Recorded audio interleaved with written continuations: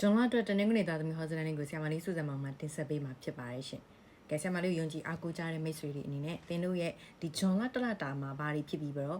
ဘယ်လိုမျိုးကံကောင်းမှုတွေအဆင်ပြေမှုတွေရှိနေမလဲကြည့်ရအောင်ပေါ့နော်။အဲ့တော့ဂျွန်လမှာတော့သင်ရဲ့ power တွေကအရန်ကို powerful ဖြစ်နေတယ်။ကိုယ့်ရဲ့ career ကိုယ့်ရဲ့ lifestyle အစရှိသဖြင့်ပေါ့နော်ပညာရေးပြီးတဲ့အခါမှာကိုယ့်ရဲ့နေ့တူကလှုပ်ဆောင်ရတဲ့ကိစ္စတွေအစရှိသဖြင့်အရာအားလုံးမှာသင်ဟာ power အရင်ကောင်းနေတာမျိုးတွေ့ရတယ်။နော်သင်ရဲ့လုပ်ငန်းခွင်ထဲမှာဆိုရင်လည်းသင်ရဲ့ power သင်ရဲ့မိသားစုထဲမှာဆိုလည်းသင်ရဲ့ power အရင်ပြင်းထန်နေပေါ့နော်။ပြောမှဆိုရင်သင်တခုခုကိုရှာဖွေတယ်စူးစမ်းတယ်လှုပ်ဆောင်တဲ့အခါမှာခွန်အားညံအားအကုန်လုံးစိုက်ထုတ်ပြီးတော့စူးစမ်းလိုက်တာနဲ့ချက်ချင်းကိုရရှိနိုင်တဲ့အောင်မြင်နိုင်တဲ့သူမျိုးဖြစ်တယ်ပေါ့ချက်ချင်းဆိုပေမဲ့လည်းအသက်အရွယ်ကန့်သက်ချက်တော့မရှိဘူးဒီမှာဒါပေမဲ့များသောအားဖြင့်ဒီဇာတာကိုဒီဟောစလန်ကိုလာကြည့်တဲ့သူတွေဟာ feminine energy များမယ်ပေါ့နော်ဥပမာအမျိုးသမီးတွေအများစုလာကြည့်မယ်ဆိုတော့ပုံစံနဲ့တွေ့ရတယ်သို့တော်လည်းပဲလာကြည့်တဲ့သူတွေထဲမှာအမျိုးသားတွေပါနေရင်သင်တို့က powerful ဖြစ်တယ်အရန်ကိုဆွဲကောင်းနေညံဝရိယအားကောင်းနေသို့တော်လည်းပဲသင်တို့မှာကွယ်ဝှက်ထားတယ်ပေါ့နော်ယင်ထဲမှာရှိနေတဲ့မေတ္တာတရားတွေယင်ထဲမှာရှိနေတဲ့ပြီးတဲ့အခါမှာသူများကိုဖော်ထုတ်မပြရဲပေါ့နော်တန်ရောစင်တွေရှိလိမ့်မယ်တိုးတော်လည်းပဲလူတွေရဲ့အရှိမကြတော့အသင်ရဲ့ပြင်ပရုပ်ရည်တွင်ပြင်ပပုံစံကကြတော့အဲ့လိုမာကြောမဲ့ခက်ထန်မယ်ဒါမှမဟုတ်တီကြည့်မယ်ပေါ့နော်ဒါပေမဲ့သူတို့ရဲ့နှလုံးသားလေးကယုံတငယ်လို့ဖြူစင်လာမယ်ဒါမှမဟုတ်သင်ချစ်တဲ့သူတွေကောက်ွယ်ပေးချင်တာမျိုးဒါမှမဟုတ်သင်ရဲ့စိတ်ဆန္ဒတွေကleader တယောက်လိုမျိုးပေါ့နော်အဲ့တော့သင်ကနေရာတိုင်းမှာသင်က lead လောက်ရတဲ့ပုံစံမျိုးဖြစ်တဲ့အတွက်ပေါ့နော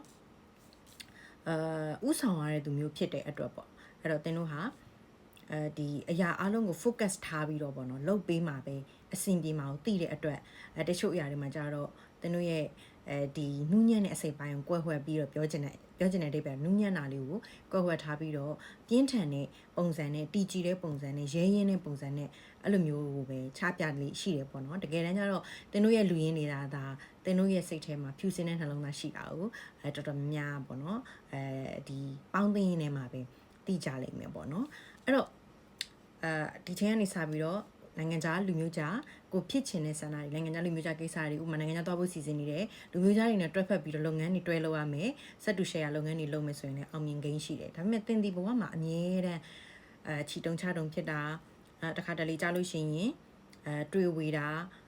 တင့်အတွက်အခွင့်အရေးတွေကအမြဲတမ်းလမ်းနှစ်သွယ်နဲ့ရောက်လာတာတင်တစ်ခုခုကိုရွေးချယ်တော့မယ်လို့စဉ်းစားလိုက်တဲ့အခါမှာနောက်ထပ်တစ်ခုကလေရွေးချယ်ရခဲရလို့တဲ့ဒီကောင်းမွန်နေတဲ့အခွင့်အရေးတစ်ခုကရောက်နေတာမျိုးကိုတင့်အနေနဲ့ကြုံရလိမ့်မယ်ပေါ့နော်အဲ့တော့တင်ဒီကာလမှာအဆွဆွအနှောက်အယှက်လေးတွေတော့ရှိတယ်တင်အနှောက်အယှက်တွေကိုတင်ကြော်လွှားသွားနိုင်မယ်တင်ကိုကူညီမဲ့သူတွေထဲမှာလည်းအမျိုးသမီးတွေများတယ်ပေါ့နော်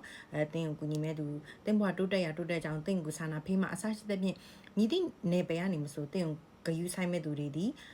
ဒီအမျိုးသမီးတွေပဲဖြစ်တယ်လို့တွေ့ရတယ်ပြီးတော့အထူးသဖြင့်အဲ့လိုလူတွေကတိုက်ဆက်ငကဆက်တစ်ခုခုပေါ့နော်ဒီလိုမျိုး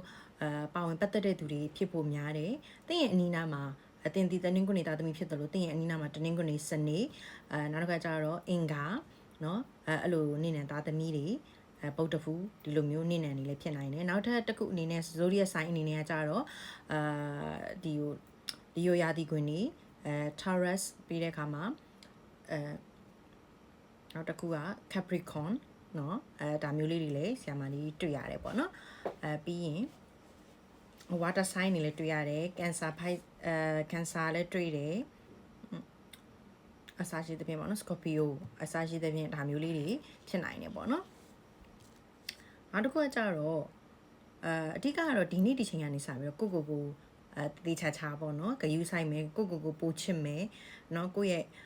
ကိုမလုံခြုံမှုဖြစ်နေတဲ့အရာတွေကိုယုံကြည်ချက်တစ်ခုအနေနဲ့ရှေ့ကိုတက်လှမ်းပြီးတော့သွားမယ်ဆိုလို့ရှိရင်တင်ဒီနေ့ဒီချိန်ဒီကာလကနေစပြီးတော့ပေါ့နော်အရာအလုံးကိုလွှမ်းမိုးချုပ်ကင်လာနိုင်တဲ့အနေအထားတစ်ခုဖြစ်လာနိုင်မယ်ပေါ့နော်တင်ပါလေသူများနဲ့မတူတဲ့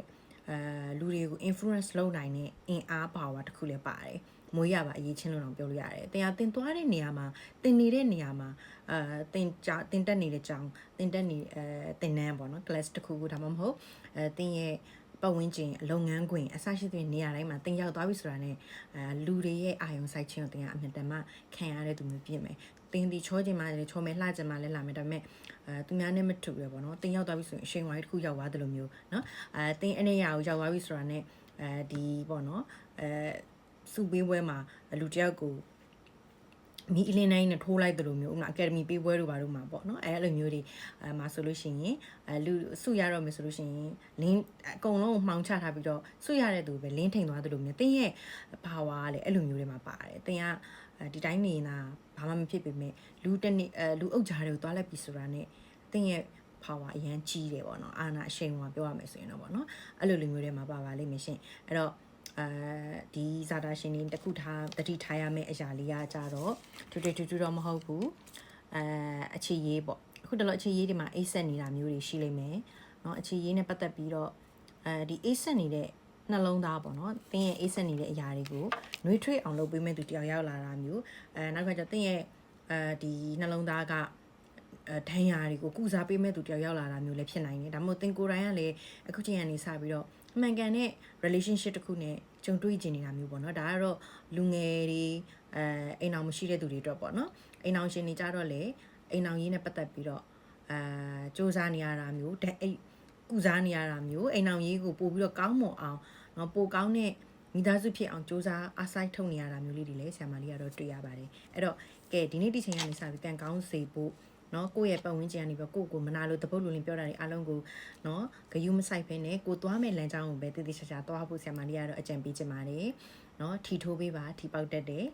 ပြီးတဲ့အခါမှာရင်မက်တစ်ချမ်းကြိုက်တာခဲတာအောင်းတာမျိုးလေးတွေဖြစ်တတ်ပါတယ်ခန္ဓာကိုယ်တစ်ချမ်းရင်မက်တစ်ချမ်းကြိုက်ခဲတတ်တယ်ပေါ့နော်အဲ့တော့ဒါလေးတွေကိုဂယုဆိုင်ပြီးခြင်းအပြင်တင်းရဲ့ဒီတလတာမှာကန်ကောင်းအောင်မြင်အဆင်ပြေမှုတွေရရှိမှာဖြစ်ပါတယ်ရှင်အားလုံးကလည်းကျေးဇူးအများကြီးတင်ပါတယ်